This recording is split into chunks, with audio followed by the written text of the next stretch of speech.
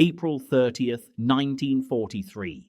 Just after 4 in the morning, the British submarine HMS Seraph surfaces off the southern coast of Spain, near the port of Huelva. The crew brings a sealed metal canister onto the deck. Inside lies the body of a British Royal Marines officer, complete with uniform, identification papers, and a briefcase chained to his wrist. The submarine's commander, Lieutenant Norman Jewell, orders all crew below, except the officers.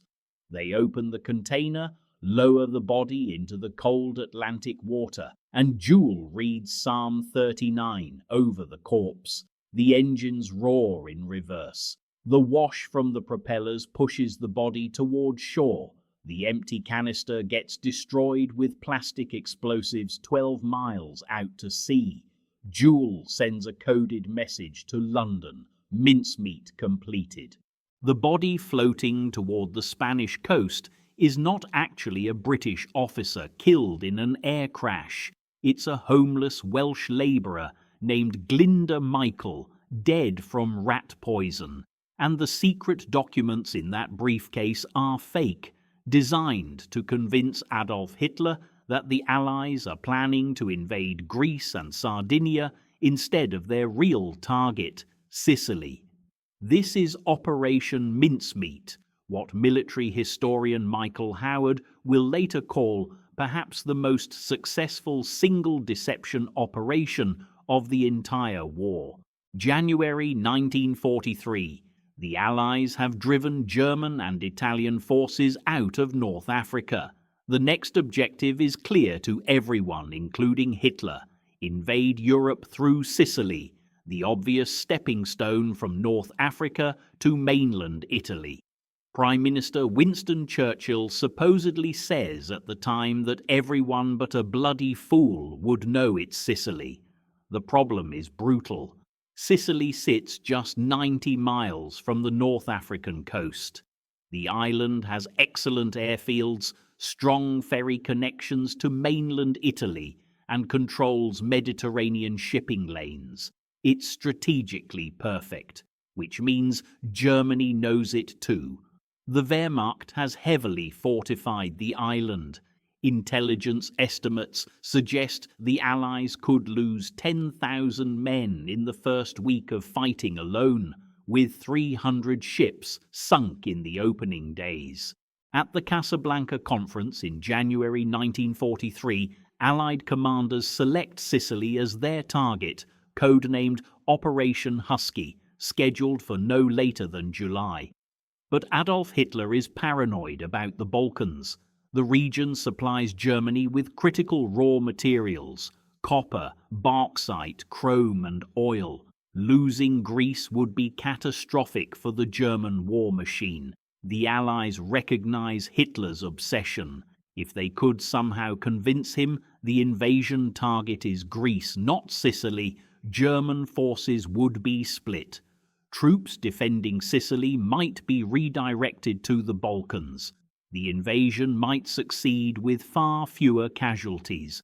The challenge is convincing German intelligence that Allied invasion plans have been leaked, not through a captured spy or intercepted radio transmission, which the Germans would automatically distrust, but through something that appears completely accidental, something so random that it has to be genuine. The idea originates from a curious document written in 1939 by Rear Admiral John Godfrey, Director of Britain's Naval Intelligence Division, though most historians believe it was actually drafted by his personal assistant, Lieutenant Commander Ian Fleming, who would later create James Bond. The document is called the Trout Memo, comparing espionage to fly fishing. You need the right bait to catch your target. Idea number 28 in the Trout Memo is particularly macabre. A corpse dressed as an airman could be dropped on enemy territory, supposedly from a parachute that failed. The body would carry dispatches in his pockets containing false information. Fleming himself calls it a suggestion, not a very nice one. By 1943, with the Sicily invasion approaching, British intelligence revisits the Trout Memo. 2 officers are assigned to explore whether the corpse idea could actually work. Charles Cholmondeley, a nearsighted Royal Air Force officer turned intelligence operative, and Ewen Montagu, a barrister working secretly for the Naval Intelligence Department. Montagu later credits his somewhat macabre sense of humour for naming the Operation Mincemeat. Cholmondeley and Montagu modify Fleming's original concept. Instead of dropping a body behind enemy lines, they decide to float a corpse off neutral Spain, making it appear the victim died in an aircraft crash at sea. Spain, though officially neutral, owes Germany significant debts and contains numerous Nazi sympathizers. The Spanish military has close ties to the Germans. If Spanish authorities recover a body carrying classified documents, those documents will almost certainly reach German intelligence within hours.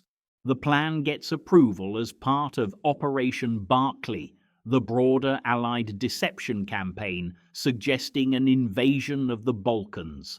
On February 4, 1943, Cholmondeley and Montagu present their proposal to the 20 Committee, the secret British intelligence group running double agents. The committee gives conditional approval. One critical requirement: the body must be deployed within 24 hours of removal from cold storage to prevent decomposition from revealing the deception. The first challenge is obtaining a suitable corpse. This proves far more difficult than expected. Britain is at war, bodies are everywhere, but each death must be accounted for. Families claim their dead. The legal requirements are complex, and the body needs specific characteristics. It must appear to have died from drowning or hypothermia after an aircraft crash at sea. An autopsy must not reveal anything suspicious. Montagu contacts Bentley Purchase, coroner for the Northern District of London, explaining in vague terms that military intelligence needs a body for a special operation. Purchase promises to watch for a suitable candidate with no living relatives to claim the corpse. The specifics cannot be discussed. The family cannot be told the body's purpose. The identity must remain secret forever. On January 24, 1943, a 34-year-old homeless man is found critically ill in an abandoned warehouse near King's Cross Station in London. He has ingested rat poison, a paste containing phosphorus smeared on bread crusts to attract rodents. Whether he deliberately consumed the poison as suicide or simply ate it because he was starving remains unknown. He is taken to St. Pancras Hospital, where he dies 2 days later. The man's name is Glyndwr Michael. Born in Aberbargod, Wales on January 4, 1909, his life has been marked by tragedy. His father, Thomas Michael, a coal miner, committed suicide when Glyndwr was 15. His mother died when he was 31.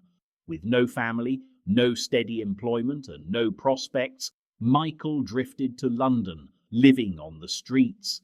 His death certificate lists phosphorus poisoning as the cause, adding that he took rat poison in a bid to kill himself while of unsound mind.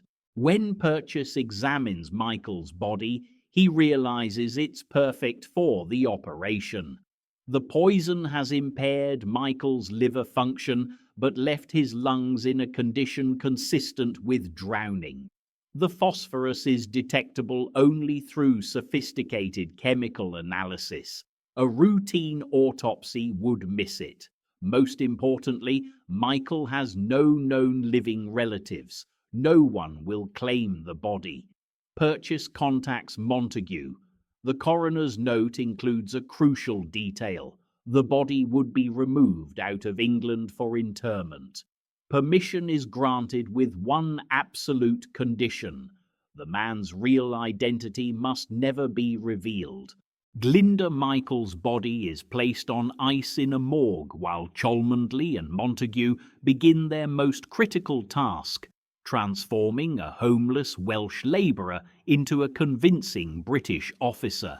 They must create a complete identity so detailed that German intelligence will never question its authenticity. The fictitious officer becomes Captain Acting Major William Martin of the Royal Marines. His date of birth, March the 29th, 1907. His father, John Glyndwr Martin. His mother, Antonia Martin, deceased, from Cardiff, Wales. The choice of Wales is deliberate. If anyone notices Michael's Welsh features during an autopsy, it matches Martin's supposed background. For Martin's identification photograph, they use an image of an MI5 case officer named Ronnie Reed, who bears a physical resemblance to Michael. Montagu personally carries the forged identity card in his trouser pocket for several weeks, rubbing it against the fabric to give it a worn, used appearance. Every detail must look authentic. Then comes the pocket litter, the personal items that make a person real. Martin receives theatre ticket stubs from a London show dated the night before his supposed departure. He gets receipts from his tailor complaining about delayed payments. There are bank notices, a book of stamps, cigarettes, matches and keys. Each item tells a small story about who Major William Martin is. The most important fabrication is Martin's love life. Montagu's team decides their fictional officer is engaged. They need a photograph of Martin's fiancée. Jean Leslie, an MI5 clerk, volunteers an image of herself swimming in the River Thames, taken earlier in the war. On the back of the photograph, someone writes in feminine handwriting, "Till death do us part. Your loving Pam." They add a receipt for an engagement ring and love letters from Pam discussing wedding plans. Martin also receives letters from his father, written in an elderly hand, discussing family matters and money, a bill from his club, a letter from his bank manager regarding an overdraft. Each piece of evidence creates depth. This is not just a body. This is a man with relationships, debts, plans, and a future that will never happen. The centerpiece of the deception is the briefcase, chained to Martin's wrist by a leather strap, exactly as a military courier would carry classified documents. Inside are 2 letters, both stamped personal and most secret. The first letter is from Lieutenant General Archibald Nye, Vice Chief of the Imperial General Staff in London, to General Harold Alexander, Commander of Allied Ground Forces in North Africa. The letter discusses upcoming operations, mentioning that the Allies plan to invade Greece and Sardinia, with Sicily serving only as a cover story to deceive the Germans. The letter is written in the casual, confident tone of one general to another, including private jokes and references to mutual acquaintances. The second letter is from Lord Louis Mountbatten, Chief of Combined Operations, to Admiral Andrew Cunningham, Naval Commander in the Mediterranean. This letter discusses the assignment of a specialist in landing craft, making the entire scenario appear even more authentic. Both letters are genuine pieces of paper, written on official stationery with real signatures. They represent hundreds of hours of careful forgery and planning. April the 19th, 1943, HMS Seraph departs Scotland carrying its unusual cargo. The submarine has been specially selected for the mission. Its crew is experienced. Its commander, Lieutenant Jewell, is known for his discretion. The body of Glyndwr Michael, now dressed as Major Martin, is sealed inside a cylindrical metal canister filled with dry ice to prevent decomposition during the journey. The submarine travels south, passing through dangerous waters where German U-boats hunt Allied vessels. Seraph is bombed twice en route but survives. On April 29th, the submarine arrives off the coast of Huelva, Spain. The location has been carefully chosen. Huelva is a small port on Spain's southwestern Atlantic coast. Local ocean currents are strong enough to push a floating body toward shore, but gentle enough that the corpse won't be battered beyond recognition. The town has a German consulate, staffed with a competent vice-consul and an Abwehr intelligence officer operating under diplomatic cover. Local Spanish military officers are known to be pro-German. They will almost certainly share any important documents with their German contacts. Additionally, the Huelva coroner is not as sophisticated as doctors in larger cities, reducing the risk of a thorough autopsy that might expose the deception. Most importantly, Huelva has a reliable British consul, Francis Haselden, who can be trusted to play his role perfectly. Jewel spends April the 29th reconnoitering the coastline through the periscope, waiting for the right moment. At 4:15 in the morning on April 30th, Seraph surfaces. The crew brings the canister onto the deck. Jewel sends everyone below except his officers. They open the container. The body inside is still frozen solid from the dry ice. They carefully lower Major Martin into the water.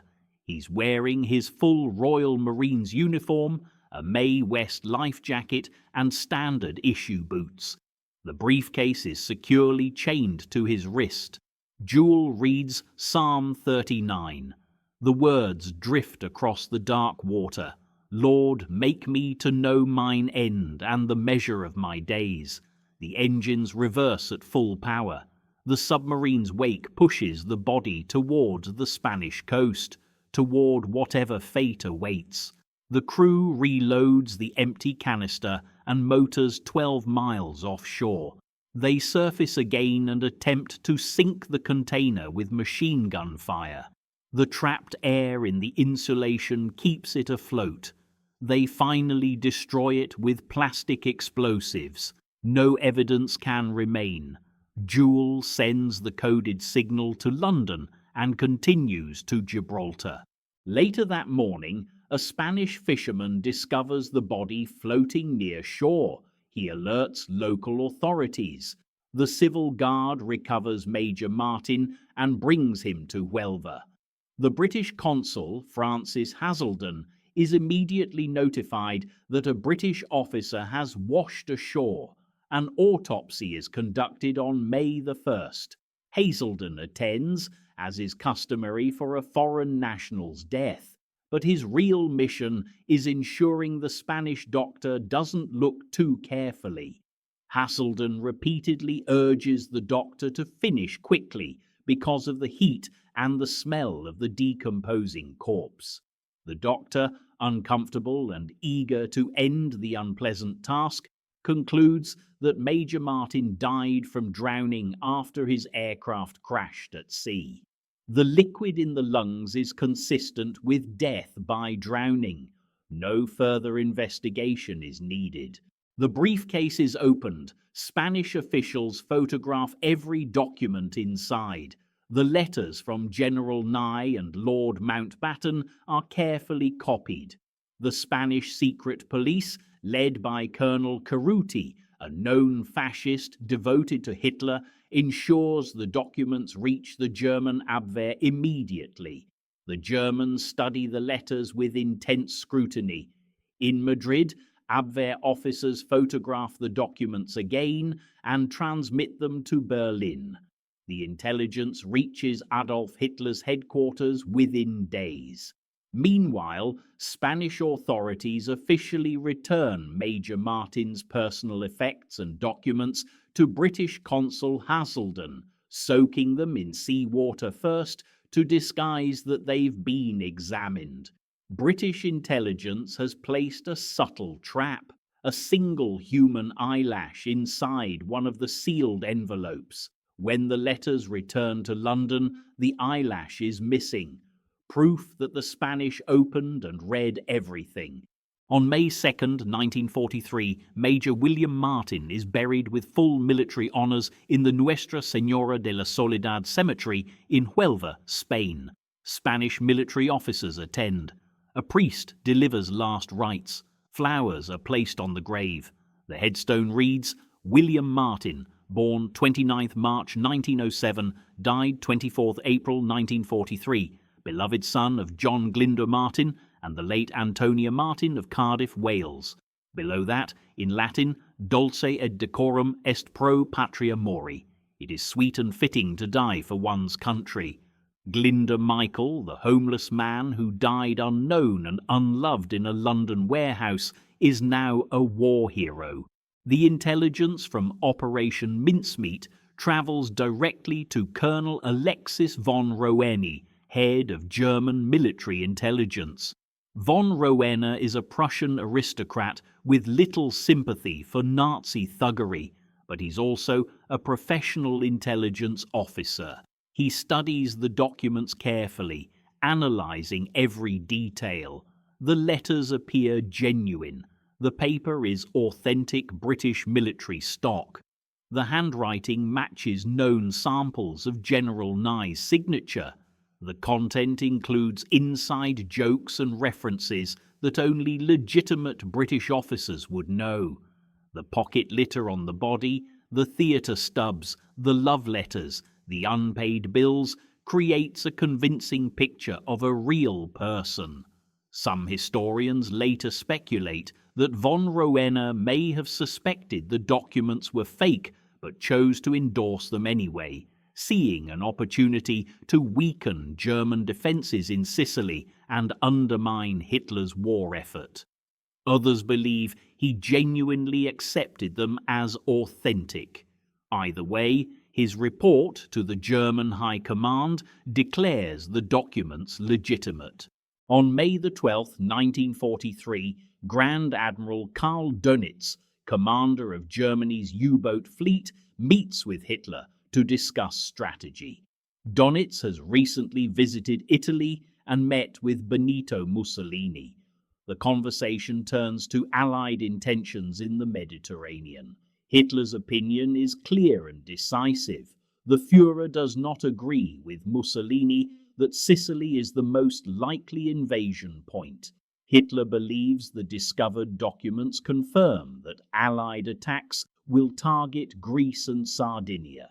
Sicily is obviously a feint, a diversion to mask the real invasion. Hitler orders immediate redeployment. The experienced 1st Panzer Division is transferred from France to Greece. Additional troops are sent to Sardinia, doubling the German garrison there to 10,000 men. Fighter aircraft are moved to Sardinia. German torpedo boats are relocated from Sicily to the Greek islands. Field Marshal Erwin Rommel, Germany's most famous general, is dispatched to take command of forces in Greece. British codebreakers at the Government Code and Cipher School intercept German communications discussing the redeployments. On May 14th, an ultra-decrypt reveals a German message warning that the Allies intend to invade the Balkans. The intelligence services send a telegram to Winston Churchill, mincemeat swallowed rod, line and sinker by the right people, and from the best information they look like acting on it. The deception has worked perfectly. July 9th, 1943. The real invasion begins. Operation Husky launches with 160,000 Allied troops landing on Sicily's southeastern shores, supported by 3,000 ships and 4,000 aircraft. The beaches are defended but the resistance is lighter than expected. German forces have concentrated their strongest defences along Sicily's northern coastline, anticipating an invasion from that direction. Reinforcements that should have been stationed in the south have been sent to Greece and Sardinia instead. British intelligence intercepts German communications showing that even 4 hours after the invasion begins, 21 Axis aircraft leave Sicily to reinforce Sardinia. The Germans still believe Sicily is a diversion. The Allied casualties in the first week of fighting number approximately 1,400, a fraction of the 10,000 expected. The Navy loses 12 ships instead of the predicted 300. By August 17th, Sicily falls to Allied forces. The campaign takes 38 days instead of the estimated 90. The success of Operation Mincemeat extends beyond Sicily. Hitler, convinced that the main Allied attack will come in Greece, refuses to reinforce Italy adequately. When the Allies do invade mainland Italy later in 1943, German defences are unprepared. More significantly, Hitler cancels major offensives on the Eastern Front to redirect troops to defend Greece and the Balkans against an invasion that never comes. From that moment, military historians note, the German army is on the defensive in the East. The tide of the war shifts permanently. The strategic impact is profound. Operation Mincemeat contributes to the fall of Benito Mussolini's fascist regime in July 1943. It helps the Allies establish a foothold in Europe, and it demonstrates that careful deception, properly executed, can achieve objectives that direct military force cannot. After the war, the story of Operation Mincemeat remains classified for years. In 1950, a British politician and historian named Duff Cooper publishes a novel, Operation Heartbreak, featuring a plot suspiciously similar to the real operation. The similarities generate intense media speculation. In 1953, the government reluctantly authorizes Ewen Montagu to write a sanitized account. His book, The Man Who Never Was, becomes an international bestseller, though he is required to omit critical details. He cannot reveal the body's identity. He cannot discuss how ultra-code-breaking confirmed the deception's success.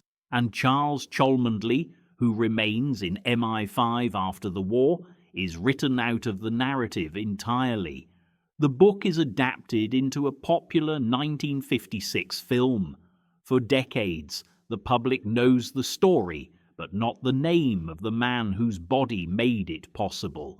In 1996, amateur historian Roger Morgan discovers evidence in the Public Record Office revealing the corpse's true identity, Glyndwr Michael, a homeless Welsh labourer who died from rat poison in January 1943. In 1998, the Commonwealth War Graves Commission adds a new inscription to the grave in Welshman. Glyndwr Michael served as Major William Martin, RM. A memorial plaque is eventually placed in Aberbargod, Wales, Michael's birthplace. It reads, Why din na fu erioed, Welsh for the man who never was. Ewen Montagu, in his later writings, dismisses Michael somewhat cruelly, calling him a bit of a ne'er-do-well, and noting that the only worthwhile thing he ever did, he did after his death. But historian Ben McIntyre offers a different perspective.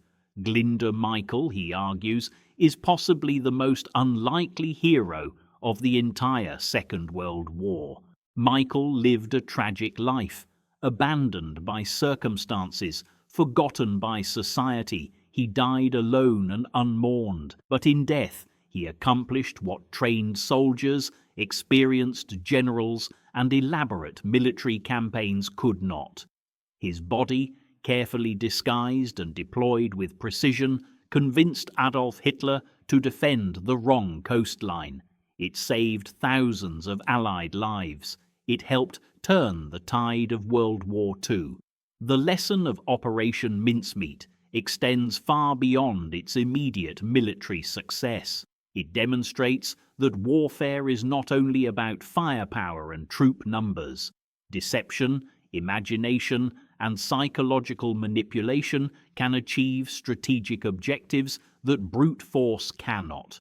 The operation also reveals the extraordinary lengths to which intelligence services will go to gain tactical advantages. Creating a complete false identity, fabricating personal correspondence, and deploying a corpse as bait required meticulous planning, creative thinking, and absolute commitment to the deception. Most significantly, Operation Mincemeat shows that success can come from the most unexpected sources, not from admirals or generals, but from two creative intelligence officers willing to attempt something audacious, and not from a decorated war hero, but from a forgotten homeless man whose final contribution to humanity came after his death, when he became someone he never was in life, a hero who changed the course of history.